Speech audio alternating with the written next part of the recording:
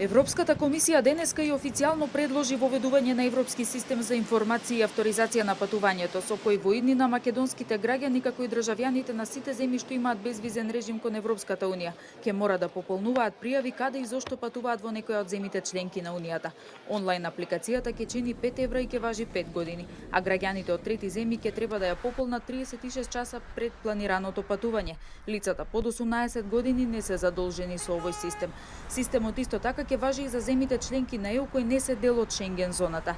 Пред Европскиот совет и Европскиот парламент како колегислатори да го усвојат овој систем, тој треба да помине ратификација во сите земји членки на Европската унија и според зададената временска рамка да стапи на сила од 1 јануари 2020 година. Како основна причина за воведувањето ЕК ја посочува безбедноста, но оваа мерка ќе значи и прилив на големи средства во фондовите на унијата, а многумина сметаат и дека ЕУ го воведува ваквиот систем како реципроцитет на мерката што САД ја има за европските граѓани.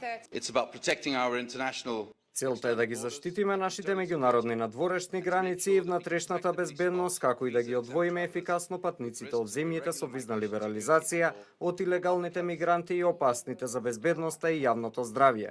Ако нечие однесување го огласи алармот, дозволата на ETIAS може да биде повлечена во секој момент од 5-годишниот период. Системот е добар за властите и за патниците. Со затворање на дупката се штитиме себе си и нашата политика на визна либерализација. Од Европската комисија потенцираат дека предлогот за ETIAS не е виза, односно повторно воведување на визен режим кон Македонија и сите балкански држави и други земји од третиот свет со кои Европската унија има договор за патување без визи. Државјаните на земите од визната либерализација се уште ќе бидат во можност да патуваат без визи, но од нив ќе се бара како задолжителен услов за влез во Шенген зоната да добијат дозвола за патување пред да отпатуваат.